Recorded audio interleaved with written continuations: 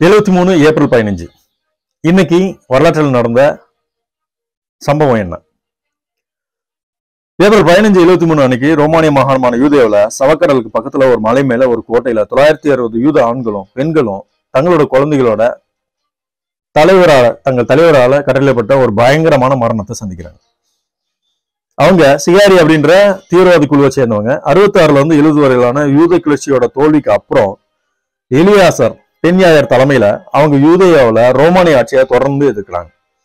மசாடாவில் அவங்க ஆக்கிரமிச்ச கோட்டை அசைக்க முடியாதா இருந்துச்சு. உணவு தண்ணீரும் தேவையான அளவு அந்த கோட்டையில இருந்திருக்கு. கிளர்ச்சியாளங்க பல ஆண்டுகளா முற்றிலிருந்து தப்பிக்க ஏதுவா இருந்த ஆபத்தான பாதையும் தாக்குதலுக்கு உள்ளாகுது. ஆனா 72ல இருந்து 73 வரையிலான குளிர்காலத்துல ரோமானிய படைவர்கள் என்ன பண்றாங்கன்னா, பள்ளத்தாக்குல இருந்து 650 அடி உயரமுள்ள மலை உச்சிக்கு மேல் நோக்கி சாய்ந்து பரந்த சரிவு ஒண்ண கட்டுறாங்க. வசந்த காலத்துல அவங்க முற்றிய கோபுரத்தை சுத்தி வளைக்கிறாங்க.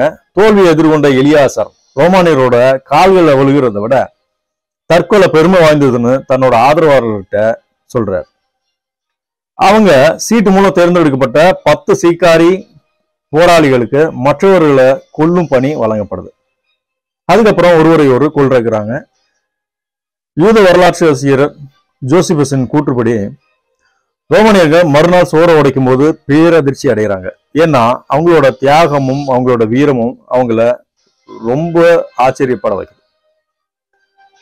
இந்த காணொலி